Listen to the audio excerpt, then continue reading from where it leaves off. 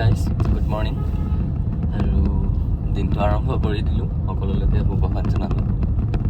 আপোনালোকে ভাবিছে যে মই চিঞৰ বাখৰ উৎপাত ইমান কিয় কৰি থাকোঁ, গাড়ীত সোমাই থাকিলে, ৰানিং কৰি থাকিলে, অৰ্থাৎ ৰানিং গাড়ীত কিয় উৎপাত কৰোঁ বা গান গাই থাকোঁ আমুক তামুক। একচুৱেলি সেইটো নহয়। এখন গাড়ী চলাবলৈ হ'লে চবচে ইম্পৰ্টেণ্ট আপোনাৰ মাইণ্ডটো চবচে কুল হৈ থাকিব লগা হয়, আৰু বিশেষকৈ টেনশ্যনৰ পৰা ফ্ৰী হৈ থাকিব লগা হয়। ঠিক আছে, টেনশ্যন যেতিয়া হৈ থাকে আপুনি এখন গাড়ী ফ'কাছ কৰিবলৈ বহুত অসুবিধাৰ সন্মুখীন হ'ব লগা হয়।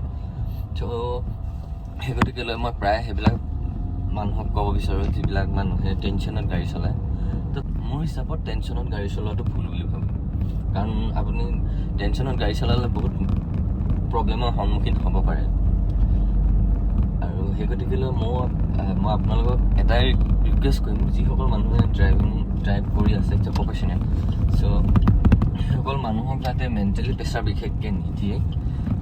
বিশেষকৈ মানে যদিহে তেখেত জানি গৈ থাকে য'ত ত'ত, তো এই ক্ষেত্ৰটোত যাতে অলপ নটিচ ৰাখে।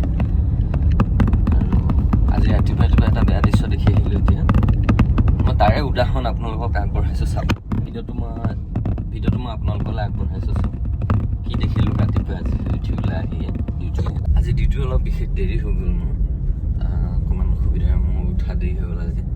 তো ৰাতিপুৱা আহি যিটো পৰিৱেশ দেখিলোঁ, সেই গতিকেলৈ মই ভাবিলে কথাখিনি কোৱা প্ৰয়োজন আছে বুলি, গতিকেলৈ আপোনালোকক ক'লোঁ।